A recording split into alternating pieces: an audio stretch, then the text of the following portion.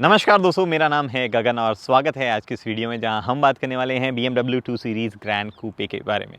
मुझे ये गाड़ी चलाते हुए आज 5वां दिन है और लगभग 1600 किलोमीटर मैं इस गाड़ी को चला चुका हूँ। हाईवे पे, गांव की सड़कों पे, ख़राब सड़कों पे, अच्छी सड़कों पे, हर जगह मैंने इस गाड़ी को चलाया है।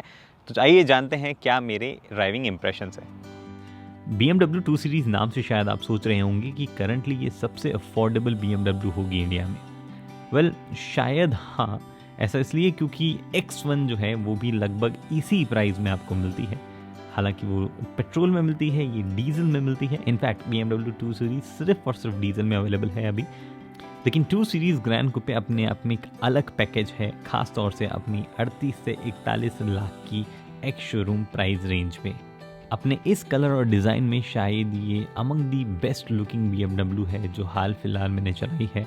और जितने लोगों ने पलट के इस गाड़ी को देखा है, शायद ही इस बजट में किसी और गाड़ी को इतना अटेंशन मिलता होगा।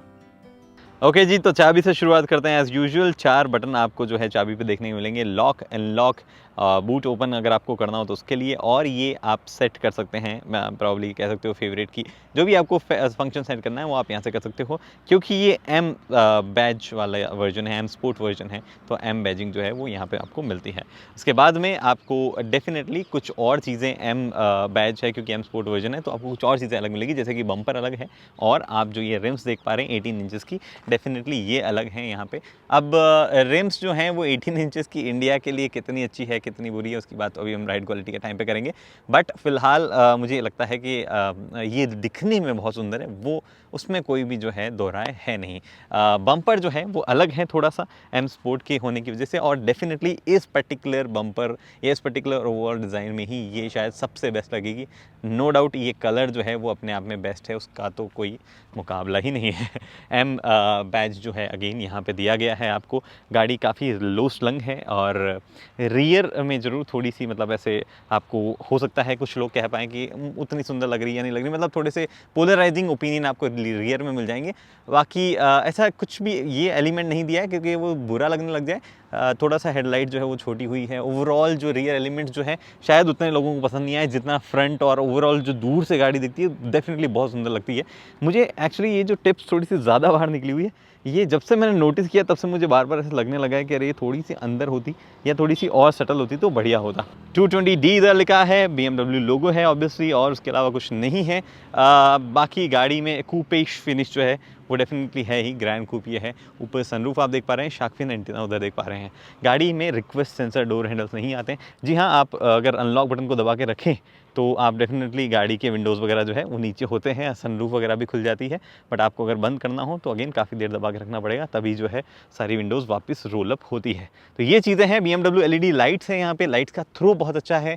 मैंने इसमें नाइट में भी काफ़ी ट्रैवल किया है तो उस वक्त जो है काफ़ी बढ़िया थ्रो था, कोई परेशानी नहीं हुई। डेफिनेटली लेज़र लाइट ज़्यादा बेहतर काम करती है, बट इसका भी थ्रो काफ़ी अच्छा है। ग्रिल जो है उसमें खुलने बंद होने वाला ऐसा कोई सिस्टम नहीं है, जैसा कि हमने 3 सीरीज़ में देखा है, अगर आपको याद रहा हो तो वो चीज़ यहाँ नहीं है। फॉर्चुनेटली ग्रिल जो है उतनी बड़ी नहीं है, तो वो भी अगेन एक अच्छी चीज़ है। हालांकि अगर आप नीचे की तरफ नोटिस करेंगे तो ये जो स्पॉट देख पा रहे हैं, ये बाहर मतलब कुछ वेरिएंट्स में रडार ब्रेक सपोर्ट जो इमरजेंसी असिस्ट होता है उसके लिए यूज़ किया जाता है। इंडिया में वो चीज़ ओमिट कर दी जाती है, वो आती नहीं है। ऊपर डेफिनेटली आप यहाँ पे देख सकते हैं कि आपको रेन सेंसिंग वाइपर के लिए सेंसर दिखता है वहाँ पे। तो ये सब चीज़ें हैं बाहर। अब सीधा चलते हैं अंदर। ओके, तो इंटीरियर की बात करने से पहले सीट पीछे कर लेते हैं पूरी, ताकि मैं आपको बेहतर तरीके से दिखा पाऊँ कहाँ पे क्या है। इस तरफ से शुरुआत करते हैं, मटेरियल से शुरुआत करते हैं। तो मटेरियल यहाँ पे सॉफ्ट टच इस्तेमाल किया गया है, यहाँ पे लेदर इस्तेमाल किया गया है ये, और ये अगेन सॉफ्ट टच टाइप कुछ मटेरियल, ये लेदर नहीं है, ये लेदर है। और यहाँ पे जो है अगेन हर जगह सॉफ्ट टच ही इस्तेमाल किया गया है। पूरा जो मटेरियल का सिलेक्शन है वो काफ़ी अच्छा लगता है इस पर्टिकुलर प्राइस रेंज की गाड़ी में, और सारी चीज़ें सीमलेसली इंटीग्रेट होती है। एक्चुअली सुंदर लगती है बहुत, मटेरियल बहुत सुंदर लगता है, और इंटीग्रेशन जिस हिसाब से जहाँ पे जो किया गया है डिज़ाइन का वो भी बहुत अच्छा लगता है। रात में कुछ चीज़ें शाइन करती है, जैसे कि आप ये देख पा रहे हैं, हल्का हल्का तो अभी भी ग्लो कर रहा है रेड कलर में, और रेड में ही नहीं, आप इसको चेंज भी कर सकते हैं। ऑरेंज में ग्लो कर रहा है एक्चुअली, भी ऑरेंज में नहीं, चेंज भी कर सकते हैं आप। इसमें 7-8 कलर्स में से चूज़ कर सकते हैं, जो कि अभी हम आगे बात करेंगे। बट सही ये ऑरेंज कलर में लगता है, क्योंकि बाकी जो लाइट्स हैं वो सारी एम्बर कलर की होती है, तो वो उससे मैच कर जाती है, तो उस वजह से। उसके बाद में यहाँ पे जो है आपके पास में लीवर से दरवाज़ा आप जो है खोल सकते हैं। लॉक अनलॉक करना है वो यहाँ पे सारे के सारे पावर विंडोज़ के कंट्रोल, सारे पावर विंडोज़ जो है वो auto one touch up down वाले हैं। ये लॉक करने के लिए रियर विंडोज़ चाइल्ड्स के लिए, और यहाँ पे ORVM फोल्ड करने के लिए, ORVM सेट करने के लिए ये बटन है। स्पीकर्स यहाँ दिए गए हैं। स्पीकर सिस्टम जो है पूरा का पूरा, उसकी क्वालिटी बहुत ही बेहतरीन है, कोई ब्रांडेड चीज़ नहीं है यहाँ पे। जो भी मतलब स्टॉक BMW का सप्लायर है वो है, कोई ब्रांडिंग नहीं दी गई है बेसिकली, लेकिन जो भी है सप्लायर मतलब क्वालिटी उसकी बहुत अच्छी है। स्पीकर है यहाँ, ट्विटर्स है यहाँ, और ये आपके पास में एयर वेंट्स है। और अनलाइक X5 या आई थिंक 5 सीरीज़ में भी होता है जहाँ पे ये ग्लो करता है, 3 सीरीज़ में होता है नहीं होता पता नहीं, ये यहाँ पे ग्लो नहीं करते हैं ये वाले डायल्स, जिससे आप मतलब ऑब्वियसली ये फंक्शनल है बट ये ग्लो नहीं करते हैं। उसके बाद में नीचे यहाँ हेडलाइट से जुड़े हुए सारे कंट्रोल्स हैं, और ये आपके पास में इंटीरियर लाइटिंग, कैबिन लाइटिंग जो है उसको डिम और ब्राइट करने वाला सिस्टम आपको मिलता है। इस तरफ आपके पास में है वाइपर से जुड़े हुए कंट्रोल, सारे के सारे ऑटोमेटिक वाइपर अगर आपको चलाना है तो एक्चुअली आप ओके ऑटो पे डाल दिया मैंने, अभी ऑटो पे रहेगा। इस तरफ आपके पास में हेडलाइट जो है वो हाई बीम पे करनी है तो उसका कंट्रोल है, इंडिकेटर्स का कंट्रोल है, एंड आपके पास में ऑब्वियसली अगर आप MID में इंफॉर्मेशन को टॉगल करना चाहते हो तो वो कंट्रोल यहाँ पे है। उसके बाद में यहाँ पे आपके सारे जो बटन हैं ये आप इससे म्यूज़िक सिस्टम कंट्रोल कर पाते हो कि म्यूज़िक कब कहाँ क्या चलाना है, FM AM जो भी चलाना हो वो कर सकते हो, और वॉइस रिकग्निशन अगर आपको करना है, स्टार्ट करना है तो वो कर सकते हो। इनफैक्ट आप ऐसे भी बोल सकते हो हे BMW, तो ऐसे भी चल जाता है। उसके बाद में आप यहाँ पे जो सारे है क्रूज़ कंट्रोल से जुड़े हुए स्विचेस वो देख सकते हैं, वो कंट्रोल कर सकते हैं। अगेन जैसा मैं कहता हूँ स्टीयरिंग, मुझे ऐसा लगने लगा है कि स्टीयरिंग में थोड़े थोड़े बदलाव जो है वो BMW करने चाहिए। मुझे थोड़ा सा प्लेन लगने लग गया है ये, स्पेशली जो M बैज वाली कार्स आती हैं उनके साथ में एटलीस्ट किया जाना चाहिए, M स्पोर्ट वाली। एनीवे MID में क्या क्या चीज़ें हैं उनकी बात कर लेते हैं। अब ये डिजिटल वाली MID है जैसा हम BMW की बाकी गाड़ियों में देखते हैं, जो कि चेंज हो जाती है जब भी आप मोड चेंज करते हो। स्पोर्ट मोड में थोड़ी अलग दिखती है, कि रेगुलर मोड में अलग दिखती है, कंफर्ट मोड में, इको प्रो मोड में जब डालोगे तो थोड़ा सा कलर चेंज हो जाएगा और कुछ फीचर्स चेंज हो जाएंगे। जैसे जैसे जो भी चेंजेस होते हैं यहाँ पे जो इन्फॉर्मेशन दिखने लगती है इसमें भी कुछ बदलाव आते हैं। जैसे कि अभी यहाँ पे आपको दिख रहा है कि कितना आपका फ्यूल बढ़ रहा है, कितनी रेंज बढ़ रही है इकोनॉमी मोड पे, और ये अगेन ट्रिप की सेटिंग्स, और यहाँ पे पावर और हॉर्स पावर और न्यूटन मीटर, ये जी मीटर आपका, और यहाँ पे आपका एंटरटेनमेंट सोर्स क्या है वो देख सकते हैं। बट ये जो आप देख पा रहे हैं इधर आपका दिख रहा है फ्यूल इफिशिएंसी। अगर मैंने मोड चेंज किया स्पोर्ट तो यहाँ पे टेकोमीटर दिखेगा रेड में, हालांकि रिवर्स में ज़्यादा है टेकोमीटर, तो कुछ ऐसे चलता है जो कि थोड़ी सी आदत पड़ने वाली बात है। अगर आपके पास में कोई और गाड़ी है तो उसमें ऑब्वियसली इस तरीके से आता था। आई विश BMW इसमें कुछ चेंज करे, बट अब धीरे धीरे इसकी आदत जरूर पड़ने लगी है। यहाँ पे आपके पास में कूलिंग टेम्परेचर, इस तरफ आपके पास में फ्यूल कितना है अभी कम है वो फिल किया जाएगा। रेंज यहाँ पे है, ये नेविगेशन डिस्प्ले है, आप इसको चेंज कर सकते हो कि यहाँ क्या दिखना चाहिए क्या नहीं दिखना चाहिए। यहाँ पे आपके पास में स्पीड दिखा रहा है, आप ये अल्टरनेटिव डिस्प्ले जो है ऑफ भी कर सकते हैं। और यहाँ पे बाकी कुछ वार्निंग लाइट्स जो है वो आती है जब भी आप स्टार्ट स्टॉप करते हैं, जो कि मैं आपको एक्चुअली करके बता देता हूँ। अब यहाँ पे देख पा रहे हो lift gate open, boot open है, पहले मैं वो बंद करके आया था, तो बूट मैंने बंद कर दिया है और अब मैं इसको स्टार्ट करता हूँ। तो ये कुछ इधर जो है वार्निंग लाइट्स वगैरह भी आप साइड में देख पा रहे हैं, सर्विस ओवरड्यू की वार्निंग जो है वो भी ये यहीं पे दे रहा है। तो ये चीज़ें यहाँ पे है सारी की सारी MID स्टीयरिंग वगैरह के साइड में। स्टीयरिंग जो है वो ऑब्वियसली एडजस्टेबल है, बट मैनुअली इलेक्ट्रिकली नहीं, मैकेनिकली एडजस्टेबल है, और रेक और रीच दोनों के लिए एडजस्टेबल है, मतलब ऊपर नीचे आगे पीछे दोनों तरफ हर तरफ से कर सकते हो आप। यहाँ पे आपके पास में आता है BMW का iDrive सिस्टम। ये कंप्लीट जो म्यूज़िक सिस्टम है ये हम काफ़ी सारी BMWs में ऑलरेडी देख चुके हैं। X1 में थोड़ा अलग आता है, बट इसमें जो 3 सीरीज़ में आ रहा था, जो हमने X5 में देखा है, वही यहाँ पे है। वायरलेस एप्पल कारप्ले आपको मिलता है, लेकिन आपको एंड्रॉयड ऑटो या वायरलेस एंड्रॉयड ऑटो नहीं मिलता है, तो वो एक चीज़ है। उसके बाद में रेगुलर जो भी BMW वाले तरीके हैं उससे आप इसको चला सकते हो, जैसे कि जेस्चर कंट्रोल आप कर सकते हो। यहाँ पे आपके पास में ये टच पैड दिया गया है और कुछ बटन दिए गए हैं, आप इससे कंट्रोल कर सकते हो अगर आपको जो ये वाले बटन नहीं यूज़ करने तो। और एल्स आपको कोई भी बटन कुछ भी यूज़ नहीं करना है, जेस्चर्स भी यूज़ नहीं करना है, तो आप कमांड दे के भी कर सकते हो, हे BMW कुछ भी मतलब इसको बोलोगे तो ये कर देगी मोस्टली। तो ये कुछ तरीके हैं। बाकी क्या क्या चीज़ें हैं, वेल मीडिया सिंपल है। यहाँ पे आपके पास में स्क्रीन मिररिंग, एपर का मोबाइल डिवाइस से रेडियो वगैरह कनेक्ट करना, तो वो रेडियो का रिसेप्शन कुछ जगह थोड़ा सा वीक लग रहा था मुझे, आई डोंट नो व्हाई। बाकी मतलब पिछले 2 दिन से तो सही काम कर रहा है वो। उसके बाद में आपके पास में यहाँ पे नेविगेशन है, इनबिल्ट नेविगेशन भी है। अगर आपको कारप्ले वाला नेविगेशन यूज़ करना है तो आप वो भी कर सकते हैं डेफिनेटली। हालांकि कारप्ले वाले नेविगेशन की डिटेल्स जो है वो यहाँ नहीं आती है, इनबिल्ट वाले की यहाँ पे आ जाती है। उसके बाद में आपके पास में कार से जुड़ी हुई काफ़ी सारी इन्फॉर्मेशन, ड्राइविंग से जुड़ी हुई इन्फॉर्मेशन, आप जर्नी किस डेटा क्या है आपका, ये काफ़ी वाइटल रहा है मुझे कई कई जगह फ्यूल एफिशिएंसी वगैरह देखने वगैरह में कि मैं कैसे ड्राइव कर रहा हूँ, क्या कर रहा हूँ, कैसे इंप्रूव कर सकता हूँ उसमें। उसके बाद में स्पोर्ट डिस्प्लेज आपको ये काफ़ी लोग लगा के रखते हैं, जहाँ पे बीच में आपको जी फोर्स मीटर बताता रहता है कि आप कितना जी फोर्स कहाँ लग रहा है, एक सेकेंड, और यहाँ पे NM newton metre, horse power वगैरह क्या चल रहा है, कूलिंग टेम्परेचर वगैरह क्या चल रहा है, वो दिखाता रहता है। अगेन देन उसके बाद में पीछे आ जाता हूँ मैं, driving style analysis, energy flow, कब कहाँ क्या एनर्जी फ्लो हो रही है। अभी बेसिकली इसमें 4x4 वाला, या मतलब जैसे BMW कहती है एक्स ड्राइव वगैरह, वो सिस्टम नहीं है। यहाँ पे सिंपली ये बताता रहता है कि एनर्जी आप गाड़ी ले रही है या रीजनरेशन हो रहा है, बस इतना सा ये दिखाता है। उसके बाद में आप यहाँ आएंगे व्हीकल स्टेटस में, काफ़ी सारे tyre pressure monitoring system, engine oil level, check control messages, अगर कोई कंट्रोल मैसेज फ्यूल रिजर्व आ गया ये बता रहा है, सर्विस रिक्वायरमेंट वगैरह आप यहाँ देख सकते हैं। और साथ में एड ब्लू कितना है, क्या क्वांटिटी में, वो आप यहाँ पे देख सकते हैं। लेवल 90% है एड ब्लू का भी। टॉपअप आपको 2 लीटर करोगे तो फुल हो जाएगा, ये यहाँ पे दिखा रहा है। फिर कुछ सेटिंग्स है, जैसे कि आप कौन सी डिस्प्ले पे आपको क्या क्या दिखना चाहिए, जनरल सेटिंग, आई ड्राइव की, language unit, gesture control, touch pad वगैरह से जुड़ी हुई सेटिंग, ड्राइविंग मोड से जुड़ी हुई सेटिंग, मतलब जब आप स्पोर्ट मोड पे, उस पर भी एक इंडिविजुअल मोड है, आप चाहते हो कि भैया स्पोर्ट में मेरा स्टीयरिंग जो है वो तो लाइट रहे, लेकिन मेरा गियरबॉक्स जो है वो, ट्रांसमिशन जो है वो स्पोर्ट मोड में चल जाए, तो वो सब चीज़ें भी आप सेट कर सकते हो। इकोनॉमी मोड में भी आप सेट कर सकते हो कि भैया मेरी गाड़ी कोस्ट नहीं करनी चाहिए, मतलब इंजन ब्रेकिंग वगैरह कुछ नहीं होनी चाहिए, या इंजन ब्रेकिंग होनी चाहिए, वो सब चीज़ें आप यहाँ से सेट कर सकते हो। सीरियल लाइटिंग किस तरफ कहाँ, 1 टच इंडिकेटर, ये एक्चुअली में मुझे वैसे भी चेंज करना था, बट इसमें 5 का ऑप्शन नहीं है, मुझे चाहिए था कि 5 टाइम्स ब्लिंक करे, बट वो यहाँ पे ऑप्शन नहीं है। Right hand drive traffic, left hand drive traffic, वो सब चीज़ें हैं। ड्राइवर असिस्टेंस रिलेटेड चीज़ें, अब असिस्टेंस के मामले में यहाँ पे सिर्फ और सिर्फ आपके पास में पार्किंग कंट्रोल वाली चीज़ें हैं, और कोई मतलब ऑटोनोमस वगैरह, वो सेमी ऑटोनोमस वाली चीज़ें नहीं हैं, जो कि मैं आपको अभी दिखा रहा था। बाहर रडार किसी मार्केट में आता होगा, बट यहाँ इंडिया वाले मार्केट में नहीं है। ड्राइविंग मोड व्यू कैसा आपको दिखना चाहिए मोड, वो आप यहाँ से जैसे बता रहा था कि इस वाले इंस्ट्रूमेंट क्लस्टर का आपको चेंज करना हो तो वो आप कर सकते हैं। फिर डोल व्हीकल एक्सेस वगैरह अनलॉक होने पर क्या होना चाहिए, फ्लैश करना चाहिए नहीं करना चाहिए, मिरर फोल्ड वैन लॉक करना चाहिए नहीं करना चाहिए, वो सब चीज़ें है। की बटन असाइनमेंट, जो मैंने आपको बताया था एक्स्ट्रा बटन, उसको आप यहाँ से असाइन कर सकते हो कि क्या होना चाहिए क्या नहीं होना चाहिए उसके बारे में। कुछ एप्लीकेशंस, कार प्ले वगैरह, BMW की कुछ एप्लीकेशन आप इंस्टॉल किए तो वो वहाँ से चल जाती है। नीचे की तरफ आपको ये मिलते हैं AC के वेंट्स। अब यहाँ पे ये जो है, इससे आप फ्लो कंट्रोल कर सकते हो, मैकेनिकल है, इलेक्ट्रिक नहीं है। अंदर की तरफ आप क्लियरली घूमता हुआ भी शायद देख पाएंगे कि अंदर चेंजेस हो रहे हैं।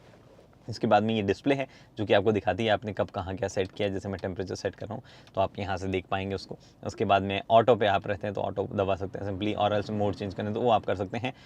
मैक्स रियर, मतलब शॉर्टकट्स है जो कि अच्छी चीज़ है, कोई भी शिकायत यहाँ पे जुड़ी हुई नहीं है। एक छोटी सी एर्गोनॉमिक वाइज इशू है जो मैं आपको थोड़ी देर बाद में बताऊँगा, ड्राइव करते हुए बताऊँगा बेसिकली। उसके बाद में आपके पास में यहाँ सारे स्विचेस जो है वो मीडिया से जुड़े हुए हैं। आपको क्विकली अगर किसी रेडियो स्टेशन पर जाना हो, ओके, क्विकली अगर किसी रेडियो स्टेशन में जाना तो आप यहाँ से जा सकते हैं। मोड बैंड अगर आपको कुछ चेंज करने हैं तो वो आप यहाँ से कर सकते हो। बेसिकली मोड में आपको एप्पल कारप्ले, एंड्रॉइड ऑटो में क्या जाना है वो भी आप यहाँ से सेलेक्ट कर सकते हो। नॉब है इस तरफ जो कि एक अच्छी चीज़ है, लाइक इट, दो इस तरफ दिया गया, इस तरफ होना चाहिए था, बट आई अंडरस्टैंड कि गाड़ी किस मार्केट के लिए बनी उस हिसाब से ऐसा दे दिया गया है। बाकी मुझे इससे जुड़ी हुई कोई भी ऐसी शिकायत है नहीं। नीचे की तरफ जब आएंगे हम तो ये एक थोड़ा सा इशू है यहाँ पे, फ़ोन रखने की जगह दी गई है, बट जिस हिसाब से ये है आपके फ़ोन्स थोड़े से ऐसे एक ही फिट आता होता है प्रॉपर।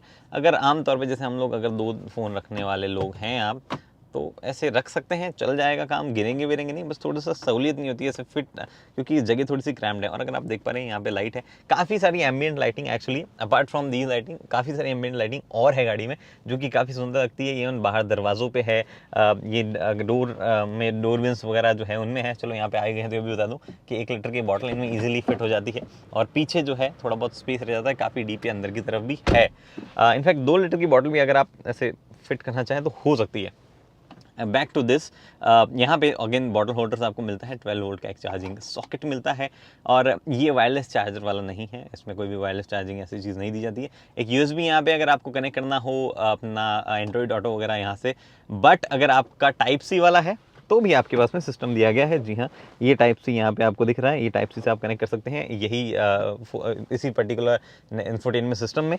और यहाँ पे स्पेस है थोड़ा सा, लेकिन मैंने चिल्लर इसलिए रख दिया क्योंकि रजिस्टर गाड़ियाँ नहीं होती, इनमें फास्टैग नहीं आता है, तो मुझे फास्टैग की जगह कैश जो है उससे काम चलाना पड़ रहा है।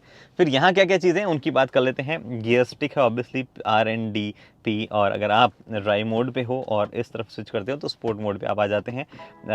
प्री दबाएंगे ये तो पार्किंग मोड में गाड़ी चली जाएगी, और एच ऑटो होल्ड पे रखेंगे यूजुअली तो ऑटो होल्ड हो जाती है। ट्रैफिक वगैरह में काफ़ी हेल्प करता है एक्चुअली ऑटो होल्ड फीचर। ये सारे कंट्रोल हैं इंफोटेनमेंट सिस्टम से जुड़े हुए। ट्रैक्शन कंट्रोल अगर आपको ऑफ करना हो, जिसको BMW dynamic stability control, dynamic traction control कहता है, तो वो आप यहाँ से आ चाहो तो और डीएक्टिवेट कर सकते हो। उसके बाद में नीचे ये पार्किंग चाइम ऑन ऑफ करनी है तो वो आप कर सकते हो। और ये आपका इंजन स्टार्ट स्टॉप, यहाँ पे मतलब ये ऑटोमेटिक स्टार्ट स्टॉप, ये इंजन अगर चालू बंद करना हो आपको तो वो है। मोड यहाँ चेंज कर सकते हो, और ये पार्किंग ब्रेक अगर आपको लगाना है तो बेसिकली यहाँ से आप लगा सकते हैं।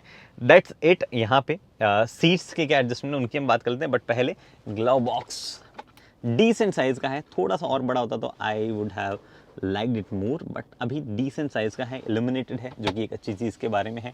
क्वालिटी मटेरियल की हर जगह अच्छी है, कहीं भी छूने वूने में कोई भी समस्या या कोई भी आपको बुरा फील नहीं होगा। ये ऑटो डिमिंग IRVM है ऑब्वियसली, और ऑलमोस्ट ऐसे बेजल लेस लगता है, जो कि अगेन इसके बारे में एक अच्छी चीज़ है। यहाँ ऊपर अगर आप देखेंगे तो आपके पास में ये लाइट्स है सारी की सारी, काफ़ी अच्छी लाइटिंग है, इल्यूमिनेशन काफ़ी स्ट्रॉन्ग है, जो कि एक अच्छी चीज़ के बारे में। और जो जेस्चर कंट्रोल वाले आपके सेंसर्स हैं वो भी यहीं लगे हुए हैं। सनरूफ अगर आपको ओपन करनी है तो यहाँ पे बटन है उनके। अब सनरूफ जो है वो आपकी इतनी बड़ी है, सनरूफ एक्चुअली खुलती ज़्यादा बड़ी नहीं, मतलब ये शेड बड़ा हटता है, बट खुलती कितनी है वो मैं आपको दिखाता हूँ। ओके, थोड़ा सा और, बस इतनी ही खुलती है, इससे ज़्यादा नहीं खुलती। आई विश थोड़ी सी और खुल जाती, बट ठीक है इतनी भी। वैसे भी सनरूफ से बाहर निकलना जो है वो अच्छी बात नहीं है, तो अगर आप उस प्रैक्टिस को करते हैं तो प्लीज़ मत करिए वो चीज़। उसके बाद में यहाँ पे आपके पास में एक डोर वाइज़र है, जैसा कि हम बोलते हैं कि परफेक्ट नहीं है क्योंकि एक्सटेंड नहीं होता है, बट आपको यहाँ पे लाइट मिल जाती है, वैनिटी मिरर मिल जाता है, जो कि एक अच्छी चीज़ के बारे में है। ये बातें हो गई सारी की सारी इंटीरियर की। एक और चीज़ मैं जो बताना भूल गया वो ये कि यहाँ पे जब आप खींचेंगे तो आपके पास एक बहुत अच्छा छोटा सा स्पेस है, जो भी अगेन रबराइज है। यहाँ पे बेसिकली एक रबर लगाया गया, अच्छी चीज़ है। कुछ आप छुपा के रखना चाहे तो आप रख सकते हैं, बट फ़ोन वोन जैसी चीज़ जो है वो यहाँ पे किसी भी तरीके से फिट नहीं बैठ पाती है। तो ये कुछ चॉकलेट्स अगर कुछ छुपा के रखना चाहें तो वो आप रख सकते हैं यहाँ से। देन कम्स द थिंग कि OBD आपके यहाँ लगती है, जो कि थोड़ा सा ऑड है। ये OBD आप यहाँ लगा सकते हैं। फ्लोर एरिया जो है नीचे, ये भी काफ़ी फुटरेस्ट एरिया काफ़ी बढ़िया है। कोई भी आपकी साइज़ बड़ी है पाँव की तो भी आपको समस्या होगी नहीं। विंडो डाउन करके देखेंगे तो आपको पता चलेगा कि फ्रेमलेस डोर्स है। जी हाँ, काफ़ी सुंदर लगते हैं। एक्चुअली ये कलर बहुत सुंदर लगता है। पता नहीं इस वीडियो में कितनी बार इस कलर की तारीफ़ कर दूंगा। एनीवे, एम बैज जो है वो यहाँ लगाया गया है। सीट जो है आपको उसमें 2 फंक्शंस मिलते हैं, मेमोरी फंक्शंस मिलते हैं, और आपको डेफिनेटली एडजस्टेबल मिलती है। कितने वे में एडजस्टेबल है सीट? वेल, काफ़ी सारे वेज में एडजस्टेबल है। 1, 2, 8 और 9, 10, तो टोटल 10 वे एडजस्टेबल सीट जो है वो आपके पास में यहाँ पे है। मेमोरी फंक्शंस जो है वो भी हैं। आपकी पैसेंजर सीट है वो भी इलेक्ट्रिकली एडजस्टेबल है, बट आप यहाँ से पैसेंजर सीट को कंट्रोल करें ऐसा कोई स्विच जो है जैसे यहाँ आमतौर पे आप देखते हो वो नहीं दिया गया है। उसके बाद में ये सीट मैं अपने हिसाब से एडजस्ट करता हूँ, फिर पीछे चलते हैं। अटेंशन टू डिटेल इतनी होती है ना गाड़ी में कि अभी 1 टच अप डाउन काम नहीं करेगा क्योंकि दरवाज़ा खुला है, जो कि एक अच्छी चीज़ है। इनफैक्ट हज़ार्ड लैम्प जले हुए हों तो आपका मिरर जो है वो फोल्ड नहीं होगा, जो कि अगेन एक अच्छी चीज़ है। तो रियर सीट स्पेस जो है वो आप देख सकते हैं ऑलरेडी कि काफ़ी क्रैम्प्ड है, उतना अच्छा स्पेस नहीं है फॉर श्योर, बट मतलब आपके पास में काफ़ी सारी चीज़ें हैं, उनकी बात कर लेते हैं। यहाँ पे आपके पास में मटेरियल्स वही यूज़ किया गया जो आगे यूज़ किया गया। 1 टच अप डाउन जो है वो आपको स्विच मिलता है यहाँ पे। यहाँ पे आपके पास में इतना स्पेस है सामान रखने का, और थोड़ा सा और स्पेस इधर है, मतलब यहाँ पे बेसिकली बॉटल आ जाएगी और यहाँ पे कुछ सामान आप रख सकते हैं। स्पीकर सिस्टम यहाँ पे आप देख रहे हैं, और थोड़ा सा ऐसे ना ओवरऑल क्रैम्प्ड फीलिंग आई क्योंकि इतनी जगह नहीं है, और ऑब्वियसली ब्लैक इंटीरियर है तो उसकी वजह से भी। यहाँ पे मैगजीन होल्डर आपको दिए गए हैं, AC वेंट्स है, चार्जिंग सॉकेट है आपके पास में, अगर आप चार्ज करना चाहें पीछे अगर कोई बैठे हैं तो 2 ही लोग बैठ सकते हैं पीछे। हालांकि 3 लोगों के लिए प्रॉपर हेडरेस्ट दिए गए हैं, आप यहाँ देख पा रहे हैं, ये ऐसे फोल्ड भी हो जाता है। 3 लोगों के लिए हेडरेस्ट दिए गए हैं, 3 लोगों के लिए 3 पॉइंट सीट बेल्ट दिए गए हैं, लेकिन 3 लोग बैठ नहीं पाते। इनफैक्ट 2 चाइल्ड सीट लगा सकते हैं। आइसोफिक्स सीट्स जो है एंकर्स वो आपको यहाँ पे दिए गए हैं। ऊपर की तरफ रीडिंग लैंप है जिनका इल्यूमिनेशन काफ़ी ब्राइट है एक्चुअली, अगर आप देख पा रहे हैं तो। अभी तो शायद दिन में पता नहीं चलेगा आपको इतना, बट इनका इल्यूमिनेशन जो है वो भी काफ़ी ब्राइट है। उसके बाद में आपके पास में सीट्स की प्रॉब्लम क्या है वो बताता हूँ आपको। एक तो लेग स्पेस तो देखो ठीक है, इतना ठीक है। हेड स्पेस की अगर हम बात करें तो वो भी ठीक है, मतलब मेरे हाइट के तो ठीक है क्योंकि ये स्कूप किया गया है थोड़ा सा यहाँ पे, बट अगर आपकी हाइट 6 फुट है तो आपके लिए ये ठीक नहीं है, आप टच करेंगे। और साथ ही में सीट जो है वो थोड़ी सी अपराइट है एकदम से, वो प्रॉब्लम। फिर ये आप अंडर थाई सपोर्ट जो है वो उसका देना चाहिए, वो प्रॉब्लम है। तो यूँ है कि अगर पीछे कोई बैठे हैं तो लेट्स से 100 to 100 किलोमीटर बाद में शायद वो थक जाएंगे। हालांकि मतलब हो सकता है बच्चे जो हैं वो उतना ज़्यादा उनको कोई प्रॉब्लम ना हो, बट अगर कोई एडल्ट पीछे बैठे हैं तो शायद वो जल्दी थक जाएंगे जर्नी से। उसके बाद में चलिए बूट की तरफ चलते हैं। एक्चुअली बूट जो है वो आप यहाँ से भी एक्सेस कर सकते हैं, मतलब यहाँ आर्मरेस्ट है, यहाँ पे कप होल्डर है, अगर मैं नहीं दिखा पाया हूँ तो अब तक। और बूट जो है वो आप यहाँ से एक्सेस कर सकते हैं। इसको खींचा, ये देखो आपके पास में बूट 40 स्प्लिट दिया गया सीट्स को, लेकिन पीछे ही जाके देखते हैं ज़्यादा बेटर। काफ़ी डीप है बूट, जो कि एक अच्छी चीज़ के बारे में, हालांकि ऊंचा उतना नहीं है बट डीप बहुत है, और काफ़ी लगेज आप इसमें कैरी कर सकते हैं अगर आप ट्रिप वगैरह पे जाते हैं तो। ये जो आप देख पा रहे हैं लीवर, इसको अगर आप पुल करते हैं तो 40% सीट जो है नीचे चल जाएगी, और उधर वाली 40% के लिए इधर लीवर है, 20% मैंने आपको दिखाया कैसे आपको गिराना है। और यहाँ पे थोड़ा सा स्पेस है, 12 वोल्ट का चार्जिंग सॉकेट है। टायर दिया गया है, स्पेयर टायर स्पेस सेवर है, छोटा टायर है। इनफैक्ट ये भी काफ़ी लाइट है क्योंकि ये फाइबर का यूज़ किया गया है, तो स्ट्रेंथ है इनकी अच्छी, बट ये लाइट है। और नीचे थोड़ा सा और स्पेस आपके पास में बच जाता है। अगर आपको और कुछ रखना हो, जैसे कि गाड़ी की owner manual first aid kit, तो वो आप यहाँ पे रख सकते हैं। ये थोड़ा सा ऐसे ही क्वालिटी का है ये वाली चीज़। तो बाकी सेफ्टी ट्रायंगल जो है वो आपको यहाँ मिलता है। अब चलते हैं, ड्राइव करते हैं। ओके, तो ड्राइविंग सीट से क्या इंप्रेशंस हैं उन सब चीज़ों की बात कर लेते हैं। बट जैसा कि हम करते रहते हैं, मतलब स्लॉट वाइज बात करते हैं। सबसे पहले बात करते हैं कि ड्राइवर सीट से विजिबिलिटी कैसी है और एर्गोनॉमिक्स वगैरह कैसे हैं। तो विजिबिलिटी वाइज मुझे कोई भी बड़ा इशू नहीं रहा है। सामने ठीक है, बोनेट हल्का फुल्का दिखता है, अगर नहीं भी दिखता होता तो मुझे कोई शायद बड़ा इशू होता नहीं। पार्किंग सेंसर्स हर तरफ दिए गए हैं तो वो काफ़ी मदद कर देते हैं। ORVM की साइज़ अच्छी है, IRVM जो है उसकी भी साइज़ तो अच्छी है, बट प्रॉब्लम ये है कि रियर जो है उसमें हेडरेस्ट जो है वो प्रोट्रूड करता है। हालांकि आप रियर हेडरेस्ट तीनों जो है उनको डाउन कर सकते हो, बट स्टिल उतना ज़्यादा बड़ी जो है रियर विंडो है नहीं, रियर ग्लास है नहीं कि वो कुछ खास मदद कर पाए। तो वहाँ पे ज़रूर मुझे यूँ लगता है कि थोड़ा सा बेटर एरिया हो सकता था, या चलो नहीं भी है तो मतलब ये है, आप रिवर्स लेते वक्त आपको कैमरा जो है उसका इस्तेमाल करना पड़ेगा। फॉर्चुनेटली कैमरा अच्छी क्वालिटी का है। एक चीज़ और, इस ये वाला जो पर्टिकुलर ORVM है ये डे नाइट ORVM नहीं है। जैसे IRVM डे नाइट है, ऑटो डिमिंग वाला है, ये ऑटो डिमिंग या इलेक्ट्रोकॉमिक वाला नहीं है। तो वो अगर आपको जानना हो तो मैंने बता दिया। उसके बाद में बात आती है अर्गोनॉमिक्स की। अर्गोनॉमिक्स वाइज भी गाड़ी काफ़ी सही है। ठीक है, कुछ कुछ चीज़ें जो कि यूजुअली जर्मन कार्स में रहती है कि आपका इंडिकेटर और लाइट कंट्रोल्स इधर है और वो उधर है, उनको अगर छोड़ दो आप, तो आप कोई भी ऐसा बड़ी चीज़ जो है वो ढूंढ के नहीं निकाल पाओगे। एक चीज़ जो ओवर द टाइम मैं जैसे जैसे मतलब अलग अलग गाड़ियाँ जब चेंज करता हूँ तो मुझे एक चीज़ रियलाइज़ होने लगी है कि AC नॉब जो है वो होना चाहिए था। नॉब नहीं है तो भी ये टेम्परेचर वाला बटन जो है ये बहुत छोटे हैं। मे बी ये ऐसे ऊपर नीचे जो है वो किए जा सकते थे। मतलब जैसे ये बंद चालू यहाँ से वेंट होते हैं, वो वेंट की जगह यहाँ पे टेम्परेचर सेटिंग दी जा सकती थी, या ऐसा कुछ वो एक चीज़ है। बाकी एर्गोनॉमिक वाइज कोई भी चीज़ जो है वो परेशान नहीं करेगी आपको। कंट्रोल्स वगैरह सारे रीच में हैं जो भी दिए गए हैं। इवन टच स्क्रीन अगर आप यूज़ करना चाहें, चाहे आप यूज़ करना चाहें ये यहाँ नीचे दिए गए आपका iDrive का जो टच पैनल है वो यूज़ करना चाहें, या फिर आपको अगर मतलब जो टिपिकल BMW में जेस्चर कंट्रोल्स होते हैं वो यूज़ करना है तो वो भी आप कर सकते हैं। जेस्चर कंट्रोल्स एक्चुअली काफ़ी बेटर काम कर रहे हैं इसकी पुरानी जो मैंने अब तक BMW चलाई है उसके मुकाबले। या तो मेरी आदत पड़ गई उससे, या जेन्युइनली इसमें कुछ जो है अपडेट्स वगैरह हैं जिसकी वजह से ये बेटर जेस्चर्स ले पा रहा है, तो वो एक अच्छी चीज़ के बारे में है। ये हो गई एर्गोनॉमिक्स और विजिबिलिटी की बात। फिर बात आती है ड्राइवर सीट से ड्राइवर कंफर्ट की। अब ड्राइविंग कंफर्ट की बात ऐसी है कि ड्राइवर सीट्स को आप मल्टीपल व्हील्स में एडजस्ट कर सकते हो, जैसे मैंने आपको दिखाया। और मैं ठीक ठाक खुश हूँ इस ड्राइवर सीट से।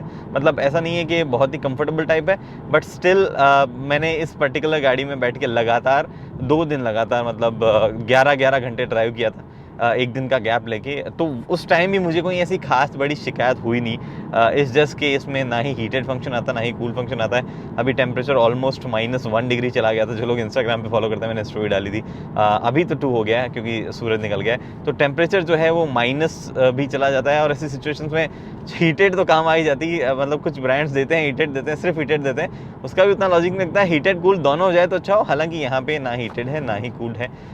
रिमेंबर ये एंट्री लेवल BMW है, तो उस तरीके से भी अगर आप देखें तो शायद वो उतना सेंस नहीं बनाएगा। उनको देना जो है वो एक्सपेक्टेशन ज़्यादा लोगों की होगी ही नहीं। फिर बात आती है इंजन और ट्रांसमिशन ऑप्शन की। अब यहाँ पे इंजन और ट्रांसमिशन ऑप्शन में एक ही इंजन और एक ही ट्रांसमिशन आपके पास में अवेलेबल है। इनफैक्ट एक ही तरीके का ड्राइव सिस्टम अवेलेबल है। सिर्फ फ्रंट व्हील ड्राइव आती है, ऑल व्हील ड्राइव नहीं आती है। और क्या पावर और टॉप फिगर्स है, वेल 190 bhp की पावर और 400 न्यूटन मीटर का टॉर्क है, जो कि हमने 320D में भी देखा है।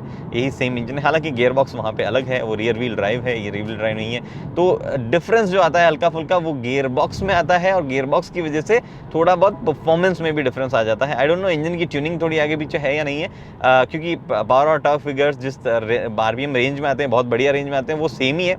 बट फिर भी परफॉर्मेंस में थोड़ा सा फ़र्क मुझे लगा 320D के मुकाबले। 320 थोड़ी सी ज़्यादा फास्ट फील होती है, आई बिलीव ऑन पेपर भी होगी वो फास्ट।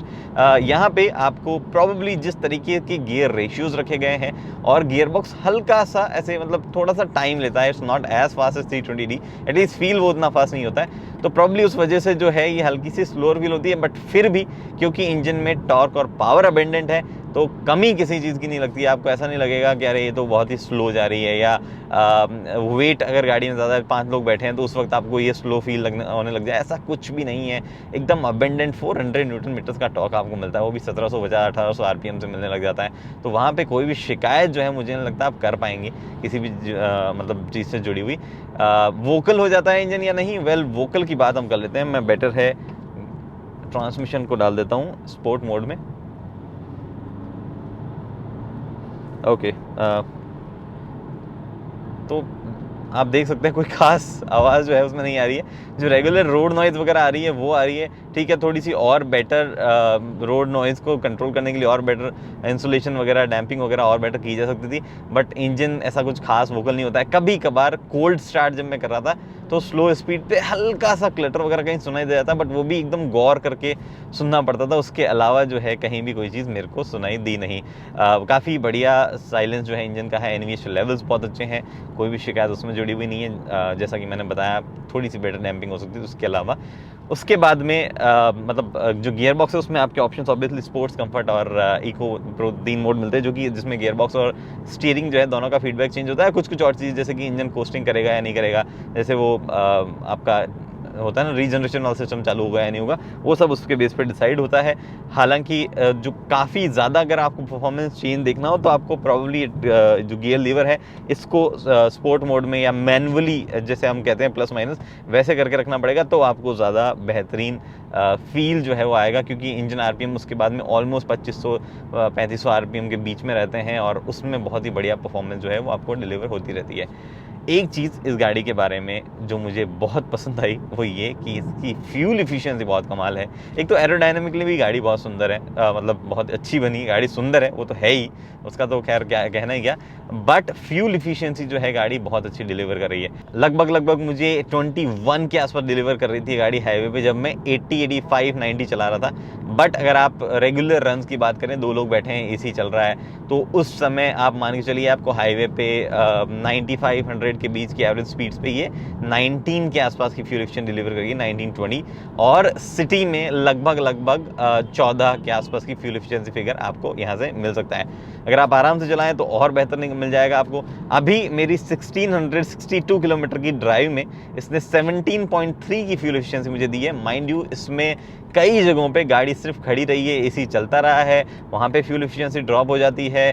कई और सिचुएशन रही है, जैसे कि मैं जब इंदौर गया था इस गाड़ी को लेके, तो वहाँ पे जाते वक्त जो रास्ता था वो बहुत ख़राब था, तो गाड़ी ऐसे मतलब बार बार ब्रेकिंग हो रही थी। तो कहने को वो हाईवे है, बट फिर भी लगभग 200-250 किलोमीटर के पैच पे जो है गाड़ी कंटिन्यूसली कभी ब्रेक करना पड़ता था, कभी एक्सेलरेट करना पड़ता था, ओवरटेक वगैरह करने के लिए सिंगल लेन पैच हुआ करता था। तो ये फ्यूल एफिशिएंसी डेफिनेटली अगर पूरा हाईवे का रनिंग में कर रहा होता तो आराम से ये 19.5 के आसपास अभी होती, जो कि अभी 17.3 के आसपास है। तो बहुत ही बढ़िया फ्यूल एफिशिएंसी फिगर है, प्रॉब्ली क्योंकि गाड़ी की हाइट एक थोड़ी सी कम है, एरोडायनेमिक्स बढ़िया है, गाड़ी के फ्रंट व्हील ड्राइव होने का भी फ़ायदा मिलता है, और ये डेफिनेटली जो गियर बॉक्स BMW अभी यूज़ करने लगी है ये भी काफ़ी हेल्प करता ही होगा। उसके बाद में बात आती है गाड़ी की हैंडलिंग और राइड क्वालिटी वगैरह की। अब ये एक ऐसा डिपार्टमेंट है जहाँ पे मैं कमियाँ निकाल सकता हूँ। सबसे पहली चीज़ राइड क्वालिटी जो है गाड़ी की एक्चुअली अच्छी है, मतलब मैं ये नहीं कहूँगा कि ओवरऑल सस्पेंशन वगैरह की ट्यूनिंग वगैरह बुरी है, अगर आप एकदम क्लीन रोड्स पे चला रहे हो तो फॉर एग्जांपल जहां मैं अभी चला रहा हूँ, ये रोड आप देख पा रहे हैं, हल्के फुल्के जो एंडुलेशंस आपको दिख रहे हैं गाड़ी झेल जाएगी, मुझे अंदर की तरफ का कुछ भी फील नहीं होगा, हल्का हल्का ऐसे पता चलेगा कि एंडुलेशन से गाड़ी जा रही है। बट प्रॉब्लम क्या है, इंडिया में हमारे पास सड़कें इतनी स्मूथ नहीं होती है, तो फिर भी ये भी स्मूथ नहीं है, बट फिर भी हल्के फुल्के एक्स्ट्रा बम्प्स होते हैं, और सस्पेंशन का ओवरऑल यहाँ पे ट्रैवल कम होने की वजह से वो सारे बम्प्स अंदर फील होते हैं, तो थोड़ी सी स्टिफ सी आपको लगने लग जाती है एक टाइम के बाद में। प्लस जो मैं वेरिएंट चला रहा हूँ एम स्पोर्ट वाला है, तो उसके साथ में 18 इंचेस के व्हील लो प्रोफाइल टायर्स आते हैं, रन फ्लैट टायर्स आते हैं, तो वो एक और प्रॉब्लम है। अगर आपको बेटर है, आपको अगर ज़्यादा चलानी है गाड़ी, तो आप वो 17 इंचेस वाला जो स्पोर्ट ट्रिम में आते हैं व्हील्स, उनके साथ में जाइए, वहाँ पे शायद आपको वो वाली दिक्कत नहीं होगी, इतनी ज़्यादा नहीं होगी एटलीस्ट। यहाँ पे मुझे हर एक बड़े खड्डे को देखने से पहले थोड़ा स्लो करना पड़ता है, जो कि शायद मैं नहीं करता अगर थोड़े बेटर प्रोफाइल के टायर्स होते, या मुझे सस्पेंशन से उतना अंदर फील नहीं होता। राइड क्वालिटी जितने सस्पेंशन ट्रैवल उस हिसाब से तो ठीक है, मतलब स्लो स्पीड पे तो ठीक है, बट हाई स्पीड पे अगर छोटा मोटा ज़्यादा बड़ा बम्प आ गया तो भैया वहाँ पे जो है आपको डेफिनेटली स्लो करके ही निकलना बेहतर होगा। उसके बाद में बात आती है कि हैंडलिंग वगैरह कैसी है। तो हैंडलिंग में देखो, फ्रंट व्हील ड्राइव है, तो it's not the BMW feel जो हम आमतौर पे मतलब देखते आए हैं, जो हमें चाहिए BMW से, वो या नहीं है, बट काफ़ी ज़्यादा एकदम प्रिसाइज जो है स्टीयरिंग को रखने की कोशिश की गई है, और वो एक्चुअली लगता भी है। आप कॉर्नर्स में ले लो, आप चाहे स्लो स्पीड पे ले लो, मोड चेंज करो स्पोर्ट मोड में, जैसे स्टीयरिंग में वेट आ जाता है, हर एक सिचुएशन में बहुत ही बढ़िया प्रिसाइज लगती है स्टीयरिंग में होल्ड करने में काफ़ी बढ़िया है ये। लेकिन प्रॉब्लम क्या है, क्योंकि फ्रंट व्हील ड्राइव है, सारा पावर वहीं जा रहा है, और कुछ मतलब ऐसा एक्स्ट्रा रोड की जो आपकी जो भी एंडुलेशंस वगैरह है, उसको सीधा ये स्टीयरिंग पे ट्रांसलेट करता है। तो अगर जैसे हमारे यहाँ होता है ना, गड्ढे में कभी कभी रोड में ऐसे हल्का सा ऐसा गड्ढा सा आ जाता है, अगर आपने स्टीयरिंग ढंग से नहीं पकड़ रखा तो गाड़ी इधर उधर चली जाएगी, जस्ट बिकॉज जैसे फॉर एग्जाम्पल मैं इस पे चलाता हूँ, ये जो मार्किंग है यहाँ पे पैचेस हैं, अब ये पैचेस पे क्या होता है, स्टीयरिंग अपने आप इधर उधर जाने लग जाता है और एकदम हैवी फील होने लग जाता है, पूरा रिस्पॉन्स जो है अंदर देता है ये। तो आपको हमेशा स्टीयरिंग को अच्छे से ग्रैब करके ही चलाना होगा। आप कभी भी ऐसे लाइटली सोच रहे हैं कि मैं ऐसे लाइटली पकड़ लूँ, वो सीन नहीं है, ऐसे ऐसे नहीं पकड़ना, आपको प्रॉपर्ली जो है उसको ग्रैब करके ही चलाना होगा, वो ज़्यादा बेहतर है। ये जो फीडबैक है जो रोड का अंदर आ जाता है, इसको थोड़ा सा डाइल्यूट किया जाता तो बेटर होता। बाकी मुझे नहीं लगता कि किसी और तरीके की प्रिसाइजनेस वगैरह ज़्यादा मैं एक्सपेक्ट कर रहा था। काफ़ी बेहतर ये जो है ओवरऑल मुझे लगने लगी हैंडलिंग वगैरह के मामले में। और साथ ही में ऐसा भी है कि मतलब X1 जो हमने देखी है वो भी फ्रंट व्हील ड्राइव ही थी। अब X1 जो है उसके मुकाबले तो ये काफ़ी बेहतर इन टर्म्स ऑफ हैंडलिंग मुझे लग रही है। दो same front wheel drive setup और सेम गियर बॉक्स इंजन वगैरह सब यूज़ किए जाते हैं, बट फिर भी यहाँ पे मुझे जो है जो स्टीयरिंग और हैंडलिंग सेटअप है वो बेटर लग रहा है। बाकी रही बात ये कि BMW 320D ज़्यादा बेटर हैंडलर है, तो डेफिनेटली वो ज़्यादा बेहतर फील होती है और ज़्यादा फन टू ड्राइव भी है। एंथुसियास्ट लोग शायद जो है उसी तरीके का स्टीयरिंग अभी पसंद करेंगे। उसके बाद में बात आती है गाड़ी की ब्रेकिंग की। तो ब्रेकिंग जो है उससे मैं बहुत इम्प्रेस हुआ एक्चुअली, काफ़ी अच्छी ब्रेकिंग जो है गाड़ी की है। एक पॉइंट पे मुझे जब मैं इंदौर से लौट रहा था जयपुर की ओर, तब एक पॉइंट पे मुझे काफ़ी हैवी ब्रेकिंग करनी पड़ी थी, और वो पर्टिकुलर टाइम पे मुझे रियलाइज़ हुआ कि जो जिस प्रोफाइल के टायर दिए गए हैं, जो ओवरऑल ब्रेकिंग कर रहा हूँ मैं, वो काफ़ी मतलब इम्प्रेसिव है। तो वो चीज़ मुझे उससे कोई शिकायत जो है वो नहीं है ब्रेकिंग वाली चीज़ पे। स्लो स्पीड पे भी आराम से बढ़िया फीडबैक पैडल से आता है, और जब आप हाई स्पीड पे कर रहे हो तब भी आपको किसी भी पॉइंट पे रियलाइज़ नहीं होगा कि गाड़ी इधर उधर कहीं जा रही है। तो वो भी शिकायत मुझे कोई ब्रेकिंग से जुड़ी हुई है नहीं। तो ये सब कुछ है BMW 2 सीरीज़ ग्रैंड कूपे के बारे में। ऑडी A3 से ये कॉम्पीट करती है। हो सकता है जल्द ही हम मर्सिडीज़ की ओर से A क्लास सेडान देखें, उससे भी ये कॉम्पीट करेगी। लेकिन अगर आप ये जानना चाहते हैं कि क्या ये 3 सीरीज़ के मुकाबले सही है या X1 की जगह ये लेनी चाहिए, मतलब अगर आप सिर्फ BMW वाली रेंज में ही इस प्राइस ब्रैकेट में अगर आप कंपैरिजन करते हैं, तो आपको इस गाड़ी को थोड़ा अलग नज़रिए से देखना पड़ेगा। जैसा कि मैंने पहले बताया आपको, ये रेगुलर जो BMW है वो वाली फील में नहीं है, रियर व्हील ड्राइव नहीं है, और उतनी ज़्यादा एंथुसियास्ट लोगों को पसंद भी शायद ना आए, बट स्टिल एक गुड लुकिंग कार ये डेफिनेटली है ही। तो फिलहाल मेरे इंप्रेशंस ये थे। कुछ बाकी रह गया हो तो नीचे कमेंट सेक्शन में आप पूछ सकते हैं। अगर आपको रेगुलर न्यूज़ वगैरह पढ़नी हो तो गाड़ीफाई वेबसाइट जो है वो जाके देख सकते हैं, और अगर आपको कुछ कंसल्टेशन या व्हाट्सएप ग्रुप ज्वाइन करना है तो नीचे ज्वाइन बटन आपको दिया है, वहाँ से कर सकते हैं। फिलहाल दोस्तों इस वीडियो में इतना ही। उम्मीद करता हूँ वीडियो पसंद है दोस्तों लाइक शेयर सब्सक्राइब आप कर सकते हैं। अगली वीडियो तक के लिए दोस्तों हेलमेट पहनिए, सीट बेल्ट पहनिए, सुरक्षित चलिए। धन्यवाद।